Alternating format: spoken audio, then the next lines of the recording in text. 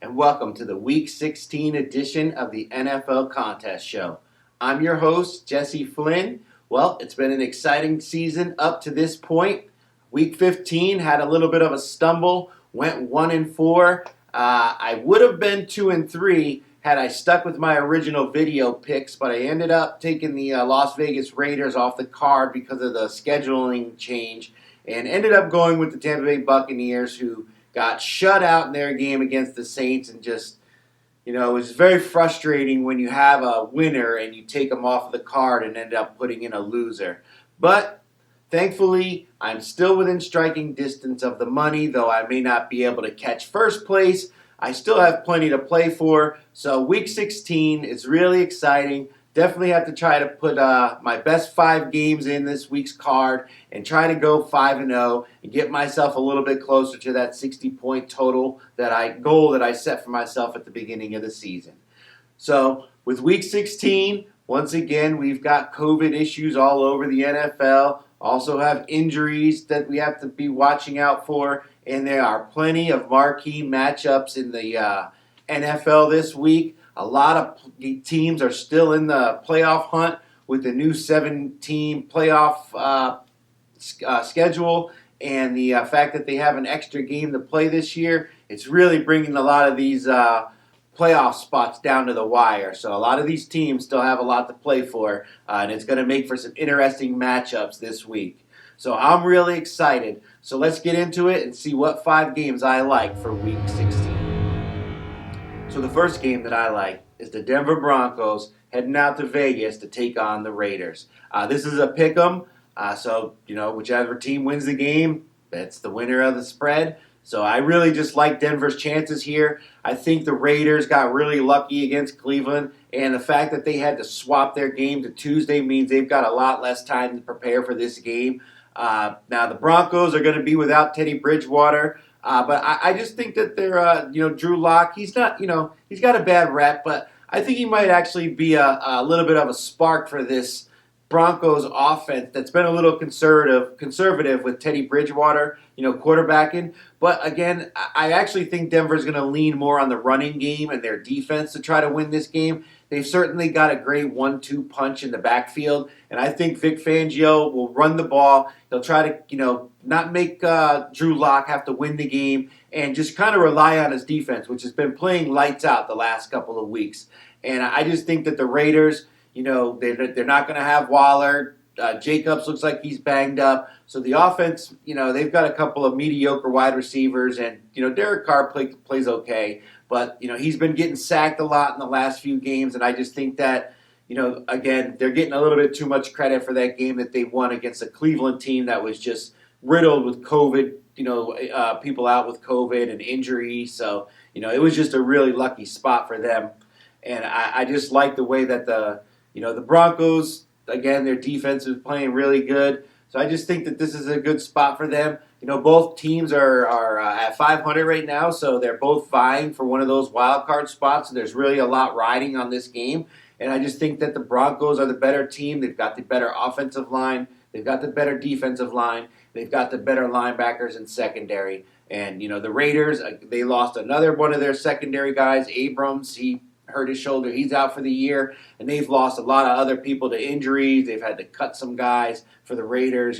Their defense, especially in the secondary, has just really been decimated throughout the season. And, I just think that this Broncos team is just a much better team all the way around. They're playing better right now, and I think they're motivated to come in and win this game. So for my first pick, give me the Denver Broncos as a pick.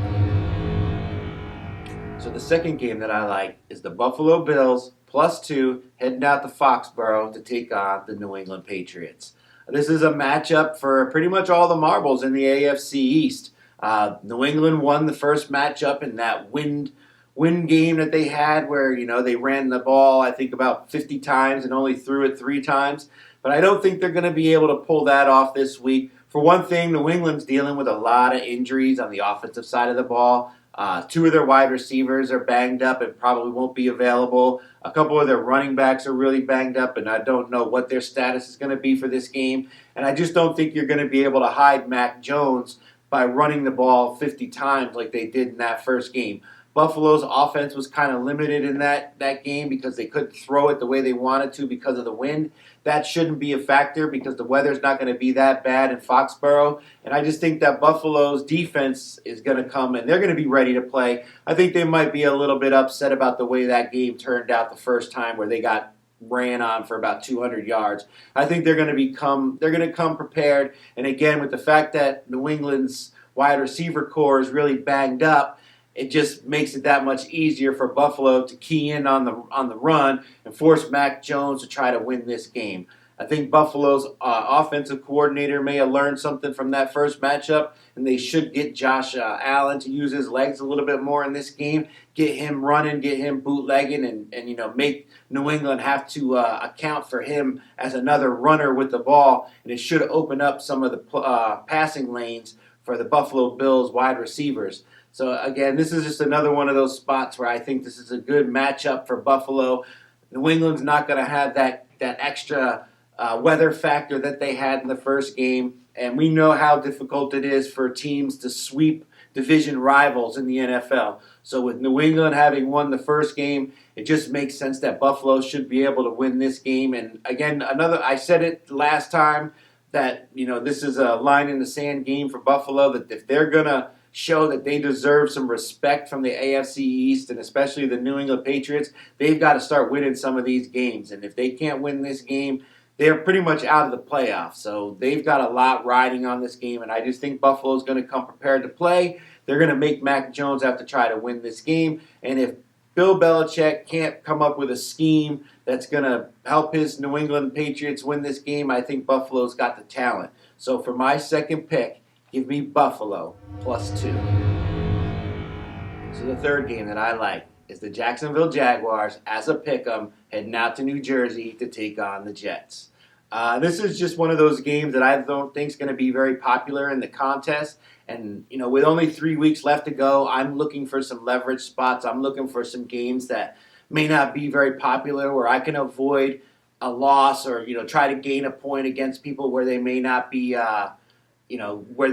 trying to look for, a winner. And also I think that Jacksonville is the better team in the situation. We know the Jets are dealing with a serious COVID outbreak right now. I believe they only have 44 active players on the roster, and the Jets really have no incentive to go out and try to bring in a bunch of players to help them try to win this game.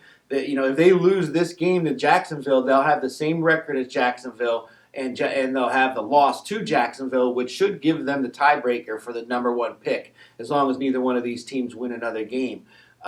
So it just, all the things that would give any team like the Jets a reason to win, they don't really have those. I mean, I'm sure some of these players are going to be, playing hard. But then again, so are Jacksonville's players because, with the interim coach, these players that are on the team right now, they've got to put some good tape out there and let the next coaching staff know that it wasn't them that was the reason why they were losing. It was the previous coach not having them prepared. So Jacksonville's team has a reason to play. They're fairly healthy. They don't have anybody on the COVID list, and they're dealing with a Jets team that is just ravaged with injuries and COVID and everything else that you could imagine. So with this game just being a pick'em, Jacksonville just having to win it, and away teams being very good against the spread this season, this just looks like a good spot for me to try to pick up a point in the contest where not many people will be choosing.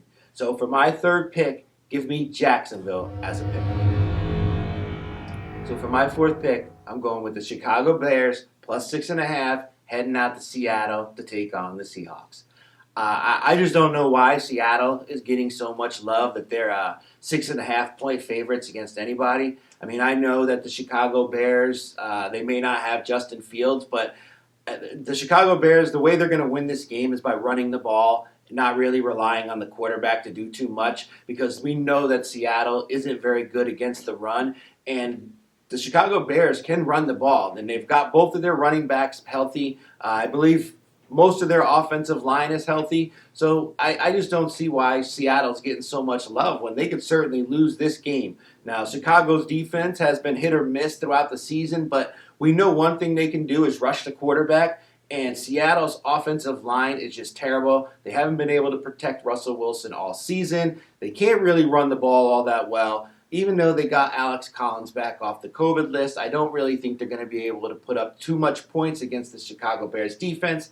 And Chicago's defense should be able to keep this, a close game, and that'll give their offense an opportunity to try to win this game. So with them getting 6.5 points, even though it's in Seattle, the weather's not supposed to be very good, so that could certainly help the Bears team that wants to run the ball. And again, I just don't know why Seattle's getting 6.5 points. They're not blowing anybody out, and we've seen Chicago be competitive in some of their games, even though the scores may not have reflected it in the end. They've been in their games for most of the time. So I don't get it. And again, this is another one of those games that I don't think is going to be very popular. And I also think Seattle's going to be a popular pick with the quarterback uncertainty with the Chicago Bears, even though I don't think the quarterback is going to be as important as it would be, for other teams, because I think Chicago is going to really try to rely on the run to win this game. So I think that they're just getting way too much love, and I think 6.5 is way too much. So even if Seattle wins this game, I don't think they win it by more than a field goal. So for my fourth pick, give me Chicago plus 6.5. So my final pick is the Miami Dolphins as a pick'em, heading over to New Orleans to take on the Saints. This line has really moved since the announcement that the Saints are going to have to go with their fourth-string quarterback, and it's just a bad spot for the Saints right now. They're missing both of their starting tackles. 2 of their starting wide receivers are out, 1 for suspension, 1 for injury. Alvin Kamara is just coming back. Ingram hasn't really looked all that great. And, they were only able to score 9 points against Tampa Bay last week. So we know that they're really relying a lot on the on the defense to keep them in games. And, the Vegas isn't really expecting this to be a very high-scoring game. I think the line is only 37.5. So, it's going to be a tight game throughout. But I think that the Miami Dolphins, having the continuity of Tua having played with the offense all season, and they've been on this win streak, even though they're about to face a New Orleans defense that's a lot better than the ones they've been playing recently, it'll be enough for them to be able to score some points on this Saints defense. And I just don't know where the points are going to come for New Orleans. I just don't think that they're going to be able to put up enough points to keep up with Miami, even though I don't expect this to be a high-scoring game. I think Flores is going to really try to pressure the young quarterback, and he's going to blitz him, and he's going to show him a lot of exotic stuff he's not used to seeing. And, this is just a tough spot. You've got a rookie quarterback coming in cold off the streets, starting on a Monday night game, in prime time with playoff implications. And he hasn't even had any opportunities to get very many practice reps with the team, with all the COVID stuff that's been going on. So it just sets up for a bad spot for them. And, in the Circa, it's a pick'em. This game's already moved to -2.5 for Miami. So it's probably going to be a popular pick in this contest. But at this point, I'm also looking for games where I can get an easy point. And, though there aren't very many easy ones to come in this one, I think that this spot right here just lines up really well for Miami, and it's too hard to turn down. You're just asking way too much of a rookie quarterback, and you've got an offense with Tua and a defense, with Miami that's been playing really well. They've been on this win streak. I think they keep it going, and they try to, maybe give themselves an outside shot at making the playoffs. So for my fifth pick, give me the Miami Dolphins as a pick. So those are my 5 picks for the Week 16 of the Circa Millions contest. If there's any changes, once again, I'll put the changes in the comments to this video, and I'll also add it to the blog at deadmoneymedia.com.